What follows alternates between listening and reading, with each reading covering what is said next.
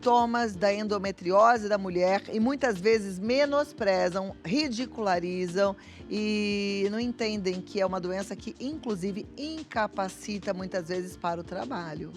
Você sabia que a endometriose é uma condição que afeta cerca de 10% das mulheres em idade fértil no mundo, totalizando aproximadamente 200 milhões de pessoas? É um número muito grande. Segundo dados da Organização Mundial da Saúde, essa condição muitas vezes passa despercebida, mas pode causar dores intensas e impactar seriamente a qualidade de vida da mulher. Estudos bem recentes mostram que novos tratamentos inovadores podem ajudar a aliviar a dor em pacientes com endometriose. No programa de hoje a gente vai discutir essas inovações, implicações, como eu te falei, tentar entender sobre essa doença. E eu recebo o ginecologista Dr. Igor Quiminacio e o cirurgião coloproctologista Dr. Alexandre Nishimura. Sejam bem-vindos, doutor Alexandre. Bom.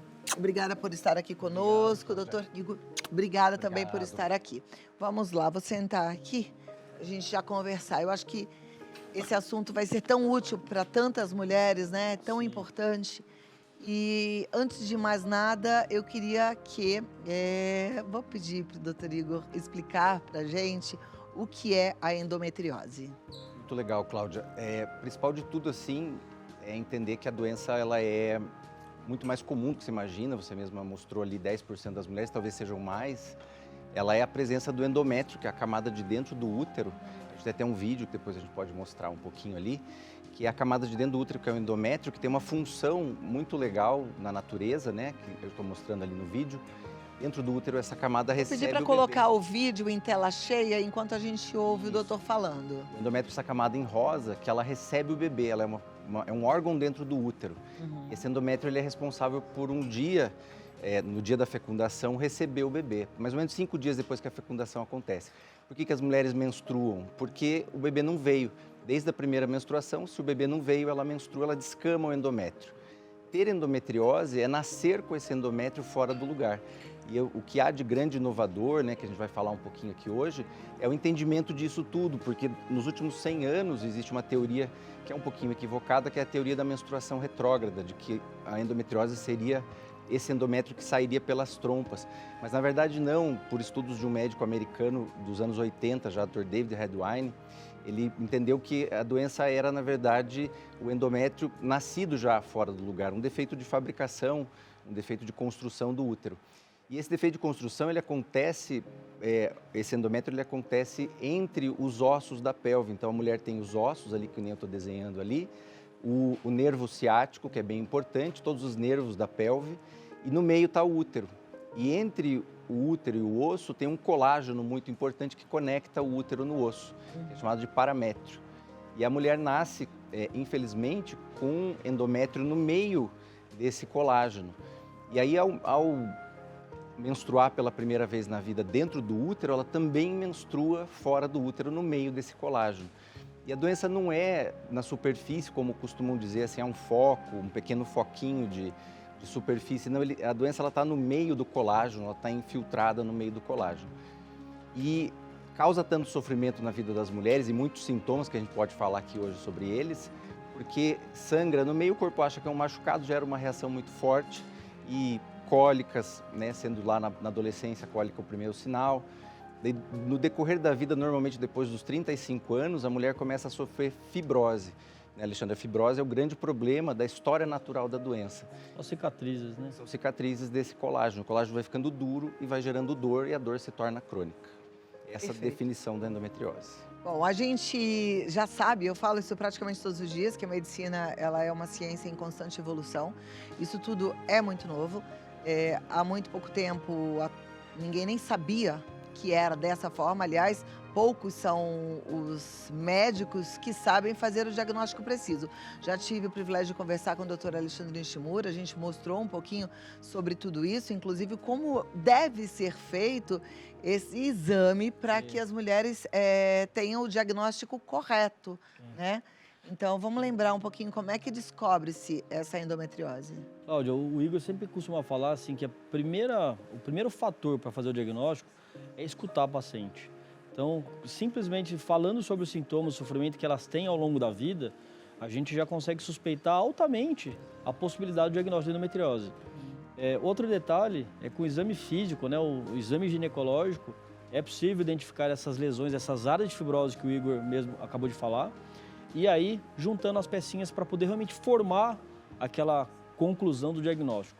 E hoje a gente tem exames para mapeamento, que é exames para a gente poder fazer um estudo dos locais onde essa doença está tendo mais fibrose, mais inflamação, que pode estar cometendo algum nervo, que são os exames de imagem. Então, que seriam os exames de ultrassonografia ou ressonância magnética, ambos com preparo intestinal. Então, aquela história do passado, que a gente ia para uma videolaparoscopia para diagnóstico, isso já não é uma coisa do presente. Hoje a gente vai para uma abordagem cirúrgica já bem preparado, já definido o diagnóstico, entendendo todos os sintomas e pronto para poder resolver a doença. A gente hoje vai falar sobre um tratamento inovador. E aí, como você acabou de falar, assim, uma abordagem cirúrgica, minha pergunta o tratamento é uma cirurgia?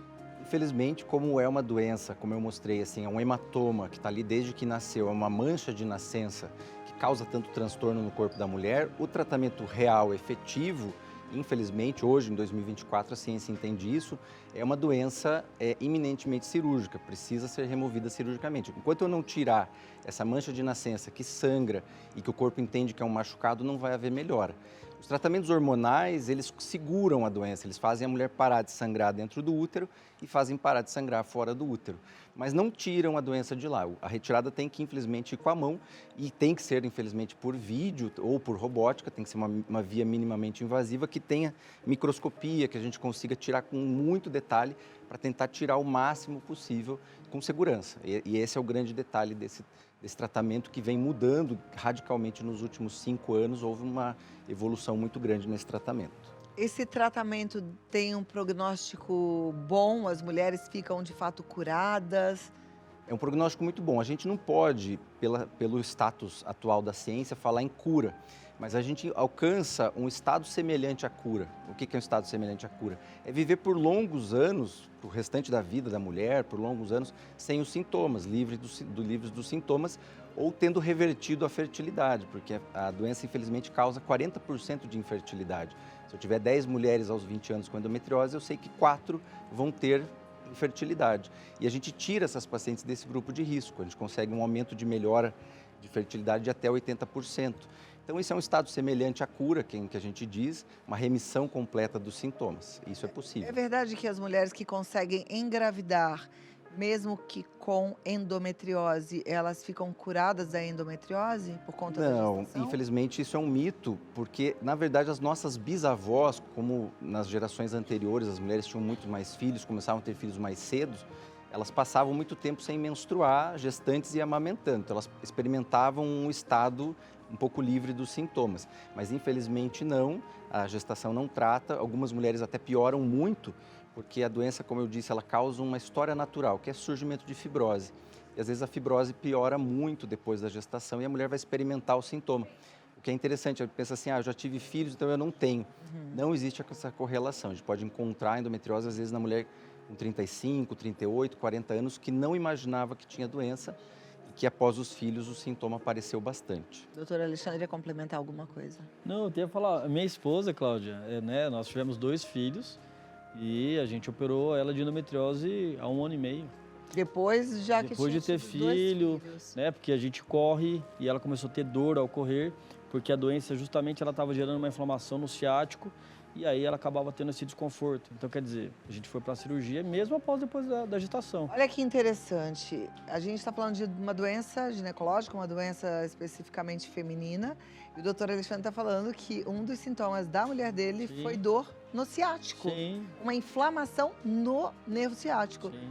É A doença é muito complexa, Cláudia. complexo, muito mais complexo do que a gente Isso que imagina. o Igor está falando na questão do status quo semelhante à cura, isso é resultado dessa abordagem que a gente tem feito, pensando na origem embrionária e não pensando nos focos.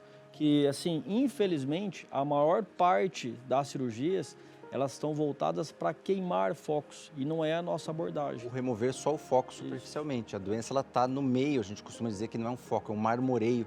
Está marmorizada no meio do colágeno e chega muito perto dos nervos, principalmente do ciático. Sim. São mais ou menos 7 nervos em que a doença chega muito perto. E a Renata, esposa do Alexandre, eu fiz esse diagnóstico, a gente conversando, uma conversa informal, ela dizendo que ela tinha dor no quadril. E ela não tinha nenhum sintoma. Quando eu disse para ela que ela tinha doença, ela falou assim, não, mas eu não tenho, eu tive 2 filhos. Eu falei, não tem nada a ver com isso. Você provavelmente tem, e esse teu sintoma músculo-esquelético é causado pela endometriose. E ela hoje vive um estado semelhante à cura de total remissão dos sintomas. Olha, então uma dor no quadril pode ser uma endometriose. Mas eu disse, pelo menos na abertura do programa que eu falei, é que a endometriose é uma doença que afeta mulheres em idade fértil. Sim. Porque depois que a mulher entra na menopausa, ela fica curada? Não, existem mulheres que vão melhorar muito, porque para de ter o estímulo hormonal, para de estimular o endométrio certo, que é o útero que faz a menstruação, para de estimular o endométrio errado, que está da endometriose. Mas muitas mulheres, a gente não sabe quem vão ser essas mulheres, vão ter a persistência da fibrose. Fibrose é endurecimento, e com a idade vai havendo endurecimento. E o colágeno ficando duro ao redor dos nervos, algumas mulheres vão experimentar realmente uma piora de sintomas musculoesqueléticos. Dor na perna, dor no quadril. Eu sempre falo para os pacientes o seguinte, que como o Igor disse, a menstruação, ela gera o processo inflamatório, estimula. Então imagina ao longo de anos, todo mês você gerando uma inflamação, gerando uma fibrose, deixando uma cicatriz. Ao longo do tempo, o nervo ele vai fazendo o quê? Dobra um pouquinho, dobra um pouquinho, dobra um pouquinho. Chegou na menopausa, não vai mais gerar o processo inflamatório pela menstruação, mas o que dobrou não vai desdobrar. Então, se o nervo está acometido, ela vai ter um reflexo após a menopausa. Não vai ter novos estímulos ali, mas o que foi fibrosado, o que está acometido, não vai resolver. A gente tem paciente que a gente operou já pós-menopausa por conta de dor persistente, por conta disso aí. E existe a neuropatia, que é a doença do nervo. Então, a gente tem que tentar tratar mais cedo possível para evitar que o nervo fique doente. Porque uma vez que o nervo ficou doente, às vezes ele não consegue se reabilitar. A gente tem que utilizar técnicas que a gente até esse ano esteve na Suíça, lá completando nossa formação em neuropelviologia, que é a ciência hoje que estuda a recuperação desses nervos pélvicos. E uma região muito importante, que é uma região muito sensível do corpo, que é a pelve. E aí você tem que, às vezes, fazer eletroestimulação, neuromodulação desses nervos, trabalhar com a equipe que nós temos aqui em São Paulo, que é a equipe intervencionista de dor, para tratar o nervo, porque a doença já fez uma sequela sobre o nervo. E isso é muito importante, tirar esse mito de que a menopausa cura a doença. Até porque na menopausa a gente, até por conta da queda hormonal, tem uma tendência à depressão. Depressão aumenta o limiar de dor, né? A pessoa Exato. complica. Então, muita atenção a todos os sintomas. Como o doutor Igor falou, quanto antes, melhor. Eu volto para a gente continuar conversando. E aí tem também aquele momento de perguntas e respostas. Se você tem alguma dúvida sobre isso, se você anda sofrendo muita dor, muitas cólicas, você quer entender melhor a sua condição, manda pergunta no Vida Melhor Oficial. Vou perguntar algo relacionado à pele. Quem tem endometriose tem uma ascendência a ter espinha ou nada a ver? Não, nada a ver. Então tá, eu volto já e a gente continua conversando. Vamos lá, de volta com o doutor Igor, doutor Alexandre Nishimura, aprendendo sobre endometriose. Eu perguntei sobre a pele porque a mulherada faz uma confusão. Apesar de sermos nós, mulheres, donas do nosso próprio corpo, muitas de nós desconhecemos nosso corpo e os sintomas que alguma doença pode representar, né? Então, qual é a maior queixa assim, das pacientes? Elas chegam no consultório quando elas têm endometriose reclamando do quê, sem saber que é endometriose? O principal sintoma que todo mundo associa à endometriose é cólica, né? Mas existem sintomas muito menos prováveis e muito menos característicos. O principal que me traz hoje a paciente é a dor pélvica crônica. Quando a paciente tem muita dor no intercurso, quando ela tem muita dor na vida dela para fazer uma atividade física, como o exemplo da Renata, que a gente relatou aqui. Funcionamento intestinal, alterações intestinais, que eu quero que o Alexandre depois fale um pouquinho para vocês sobre isso. Muitos sintomas de estufamento, dor no umbigo, dor no ombro direito, é muito importante atentar para a endometriose, que pode acontecer por questões embriológicas até no diafragma direito. Então, a gente tem assim, uma infinidade de sintomas que não são usuais como a cólica. Todo mundo associa a cólica. A grande maioria das mulheres vai ter uma história de ter tido uma cólica em algum momento da vida, mas não necessariamente ela pode ter a cólica. E da cólica, Cláudia, eu queria falar assim que muitas mulheres sofrem de cólica, escutam que é normal, elas não devem se conformar que é normal. Sofrer por conta disso não é normal. Então assim, né, o Igor sempre fala, né, se tem dor é porque algum nervo está doente, né? Se você está tendo cólica, alguma inflamação está tendo, algo está errado e tem que investigar. É muito comum, às vezes, né, Igor, passar até nos postos de saúde, né, rotina, coitada, a menina só, quando crescer passa, né? E não é bem assim. A humanidade normalizou a cólica. Tem relatos históricos de grandes personagens da história que tinham cólica e os livros de ginecologia, infelizmente, ainda trazem um capítulo chamado de dismenorreia, que é cólica, diz, tem cólica, é normal. Mas se tem cólica é porque tem algum nível de endométrio fora do lugar, causando inflamação no próprio útero, que é chamado também de adenomiose, que é a endometriose do próprio útero, ou a endometriose propriamente dito, que é a endométrio fora do lugar, em algum lugar. E um sintoma que tem que atentar muito é soltar o intestino no período menstrual. Esse sintoma, ele tem, a gente chama de valor preditivo positivo muito alto para endometriose. Mas, normalmente, o intestino fica um pouquinho mais solto no período menstrual ou nunca? Não deveria. Existem mulheres que não têm endometriose que não têm esse sintoma. A mulher que não tem endometriose, que ela não tem endométrio fora do lugar, em nenhum local, ela menstrua somente no local certo. Ela não tem nenhum sintoma, ela não tem cólica. Eu sou uma amostra viciada, porque eu trabalho com endometriose o dia todo há mais de 20 anos. Então, eu vejo pacientes com endometriose. Eu acredito que existam muito mais mulheres com endometriose do que os 10% da estatística oficial que a própria Organização Mas com certeza, eu fico imaginando que muitas mulheres que hoje já estão até na terceira idade, muitas com neuropatia, muitas sofrendo com dores, com uma dor no quadril que ninguém descobre a causa, foram portadoras de endometriose a vida inteira, né?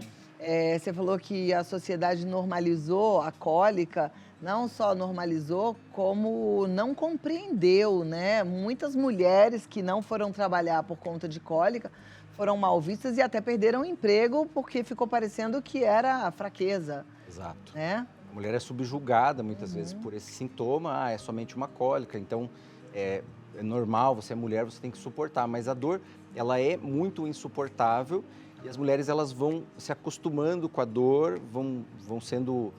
a vida vai fazendo elas sofrerem com aquilo e achar que aquilo é normal. Então, eu escuto diariamente a paciente falar assim, doutor, era sofrido demais, eu tive que acostumar com isso. E quando ela passa a não ter mais o sintoma, ela consegue compreender isso com uma clareza muito grande, quanto houve de transformação na vida dela com a aplicação de uma cirurgia. A gente não quer alarmar as pessoas de que todo mundo tenha que operar, mas essa técnica cirúrgica, ela realmente consegue transformar a vida das mulheres e depois que elas estão nesse estado de transformação, elas percebem e conseguem perceber isso. Como foi a mudança na vida delas mesmo. E outra questão, né, Igor, que você comentou há pouco, é a questão, Cláudio, do diagnóstico excessivo de síndrome do intestino irritável. Então, as mulheres, a barriga se estufa, tem uma alteração do hábito intestinal, tem cólicas intestinais, e muitas vezes esse diagnóstico é, não achou nada na coluna, não achou nada, é intestino irritável, porque você é nervosa, você é estressado, e muitas vezes está associado à endometriose. Porque ela também, como o Igor falou, você acaba sangrando fora do local adequado, você vai gerar um processo inflamatório, você gera uma alteração de digestão, de fermentação, dos próprios nervos, e você vai acabar tendo essa sensação. Quantas mulheres não tem aquela sensação do abdômen gravídico, né? Estufado, achando que está grávida? E muito provavelmente é por conta de algum quadro aí de endometriose. Uma coisa importante da doença é que ela causa uma reação inflamatória no corpo todo. Então, o corpo briga desde adolescente contra uma célula do seu próprio corpo. Essa célula está lá fora do lugar, causando um hematoma, e o corpo fala assim, eu vim aqui para brigar com você. Ele vai brigar, ele descobre que aquela célula é dele, é do próprio DNA.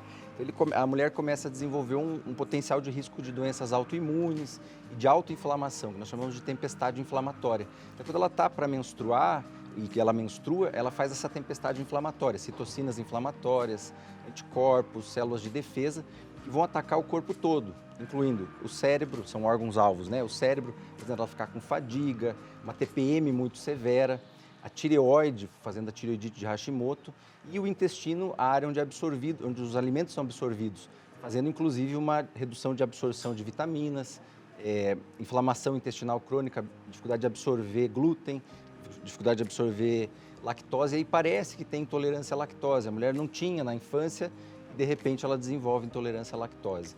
Então, desinflamar o corpo também é muito importante. Aí vem a questão do estilo de vida, que é muito importante a gente falar também, que ajuda a desinflamar, a reduzir essa tempestade inflamatória, atividade física leve, dieta anti-inflamatória, isso está muito na moda, é muito importante, é realmente importante, a cirurgia é importante, mas o estilo de vida é fundamental. Sim.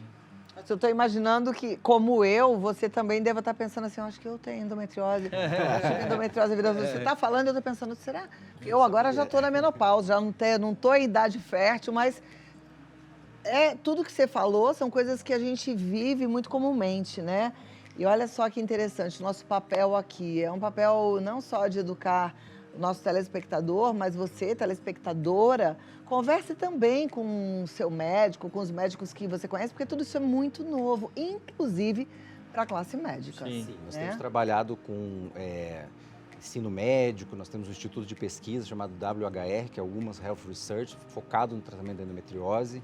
A gente tem publicado bastante, nós tivemos há 3 semanas nos Estados Unidos apresentando no Congresso americano sobre tudo isso que a gente está falando aqui hoje, voltado para que a classe médica também melhore no diagnóstico, porque eu falo assim, o paciente fala, todo dia, eu passei em vários médicos, eles não identificaram. Por quê? Porque o médico realmente não conhece a doença a fundo, então eu falo assim, as pessoas não dão bom dia para quem não conhecem. Então o médico muitas vezes deixou passar o colo do útero que estava desviado para a esquerda, que é um sinal bem claro da endometriose, a dor na perna esquerda na menstruação, que é um sinal da endometriose. Se a gente educar mais médicos, e acho que esse é um papel nosso também, nós já podemos transmitir esse conhecimento para a classe médica também.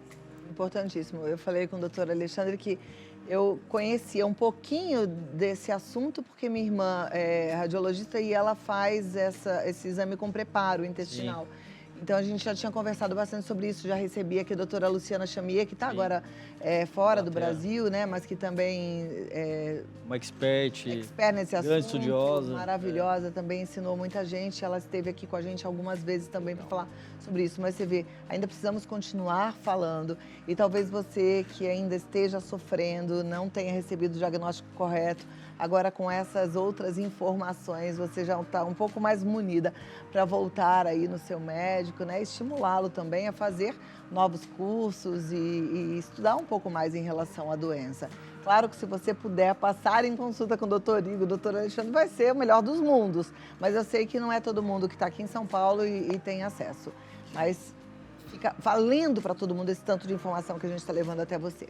E aí eu quero agora, mais diretamente, que você lance seu caso. Perguntas e respostas em 3 minutinhos e eu volto com vocês, tá bom? Perguntas e respostas. Eu estou conversando com o ginecologista, doutor Igor. É difícil esse sobrenome? Quiminacio. Falei certo? Quiminacio.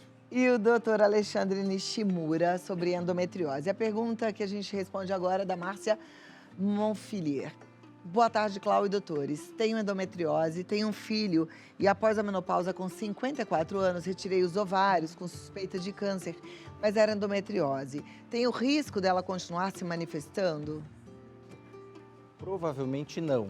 Se ela fez uma remoção dos ovários, provavelmente ela não vai se incomodar. Precisa ver, no caso dela, se ela realmente não tem dor músculo-esquelética, o que pode incomodar ela, aquilo que a gente já falou, que é fibrose sobre o colágeno e sobre os nervos. Ela precisa dar uma atençãozinha nisso, mas assim, a doença vai dar uma acalmada, vai dar ela vai diminuir, vai dar uma encolhida até com a redução dos hormônios, porque ela tirou os ovários. O que precisa ver no caso dela realmente é músculo esquelético. Perfeito. A Laura, ela diz, boa tarde, Cláudio, parabéns pelo tema. Ainda temos muito poucas informações. Gostaria de saber qual a correlação entre endometriose e adenomiose. As duas doenças são espectros de uma única doença. O nome correto seria mileriose, que é um defeito de construção do corpo humano, do ducto de Miller, que é a estrutura que constrói o útero.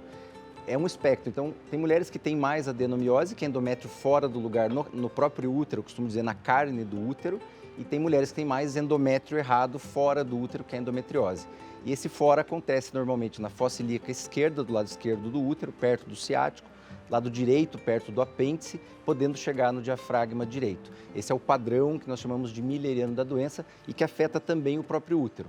Quase que todas as mulheres têm como se fosse esse polvinho, bastante, às vezes, na adenomiose, um pouco da endometriose fora. Mostra o polvinho aí que a gente está vendo aqui, mas acho que a turma em casa não. Eu falo que o útero parece um polvo, né? Então, tem adenomiose, que é o endométrio errado na cabeça do polvo, que é o próprio útero, e nas perninhas do polvo, que é o colágeno que conecta o útero lá no osso. Então, é um espectro da mesma doença. Umas mulheres têm mais adenomiose, menos endometriose, outras têm mais endometriose e menos adenomiose. Perfeito. Vamos lá, a próxima pergunta é da Regina da Silva Silva. Boa tarde, eu me chamo Regina, moro em Santarém, do Pará. Boa tarde, Regina. Eu não tenho mais útero, tive mioma, mas gostaria de saber se eu posso desenvolver endometriose. Você tem um risco, obrigado por assistir a gente aí de Santarém, né? Muito legal. Você tem um risco por ter tido mioma de ter a endometriose lá ainda, porque também é uma correlação muito grande. As mulheres que têm mioma, na grande maioria das vezes, também têm endometriose, então tem que fazer um rastreamento para ver se você não tem endometriose residual. Ok. Isso é uma coisa, né, Igor? Porque assim, ela falou assim que retirou o útero, né? E assim, muitas pessoas acham que retirar o útero, Cláudia, trata a endometriose. Não é bem assim, né? Porque como o Igor explicou, a gente já falou anteriormente, endometriose é você ter células de endométrio fora do útero, né? Que estão lá. Então, não tem tirar o útero, tem que tirar toda a endometriose também, tirar o polvo inteiro. Por isso que eu gosto muito da relação do polvinho, porque se vai tirar o útero, você tem que tirar o polvinho inteiro, e isso que é o ligado à nossa técnica cirúrgica.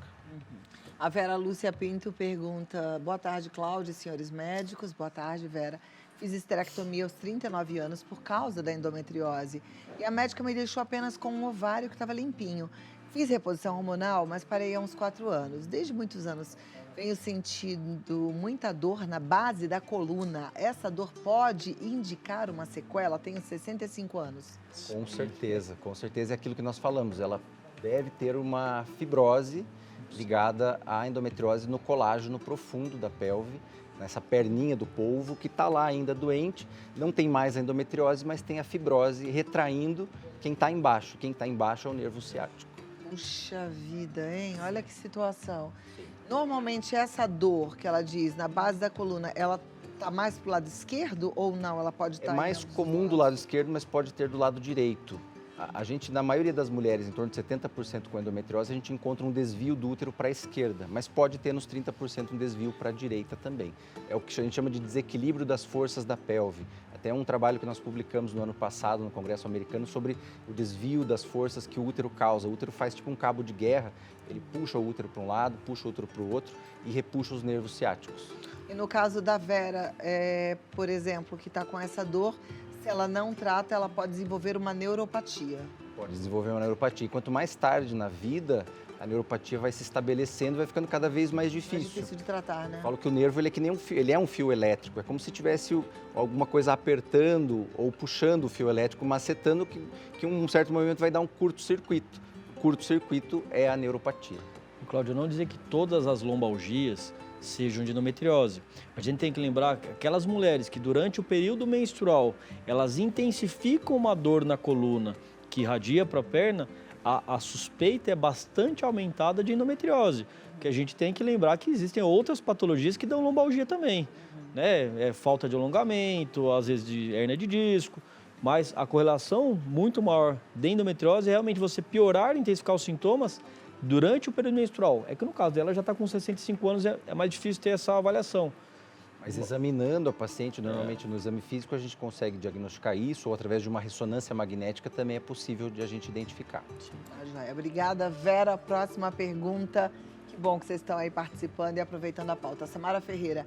Olá, me chamo Samara Ferreira de Maceió, Alagoas. Já operei 2 vezes de endometriose. Agora, no meio desse ano, descobri menopausa. Porém, ouvindo o programa hoje, fiquei muito curiosa para saber o que devo fazer. Estou sentindo há algum tempo já fortes dores no músculo do glúteo, que vai irradiando para a perna direita. Minha neuro está achando que estou desenvolvendo fibromialgia. Tenho apenas 35 anos.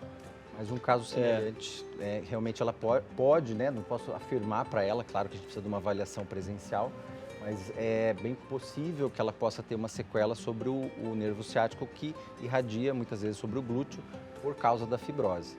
Com certeza é um risco bem grande dela realmente ter esse sintoma. Por conta dela já ter operado 2 vezes endometriose, ou seja, já teve o diagnóstico da doença. Isso é uma coisa comum, que até faz parte de a gente falar do tratamento inovador, da técnica cirúrgica, que a gente tem tentado nos últimos anos fazer uma remoção de uma vez só, uma única vez, em bloco, que é tirar a doença como um todo, evitando múltiplas cirurgias, porque a gente infelizmente vê pacientes e as pessoas escutam, no meio médico também, fez 5, fez 7, Eu cheguei a operar 12 cirurgias de uma paciente de Florianópolis, porque foi tirando em pedaços. Então, a gente precisa tirar a doença como um bloco.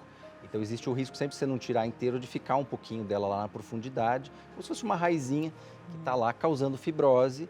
E, novamente, eu repito, né, a fibrose é a grande coisa que a gente tem que tentar evitar para a mulher no longo da vida dela. Mas não que toda dor seja endometriose. Hoje eu estou igualzinha a Exato. Samara, por exemplo. Hoje, no meio da noite, eu acordei com uma dor que eu nunca tinha sentido antes na vida, no glúteo, que vai irradiando para minha perna direita e dói muito e é super desconfortável. Mas eu duvido um pouco que seja endometriose, porque eu nunca tive uma cólica na minha vida, nem dor de parto eu tive, né? Então, é pouco É provável. bem pouco provável. Exato. Então, deve ser outra coisa que eu vou ter que investigar. Ainda não tive tempo, porque eu estou aqui desde cedo hoje. Mas eu vou sair daqui para tentar descobrir o que é essa dor, porque a gente não pode negligenciar uma dor. Eu sempre falo isso, né? Que a dor é um sintoma. E se a gente negligencia, a situação pode ir piorando. Então, a Se gente agrava, tem que tentar né? descobrir. Sim. A Liliane Gonçalves diz o seguinte: boa tarde, sofria muito com cólicas insuportáveis. Sentia tanta dor que chegava a deitar no chão do trabalho. Fiz uma laparoscopia em 2012 e descobri endometriose. Fiquei 10 anos tomando anticoncepcional direto, mas resolvi parar.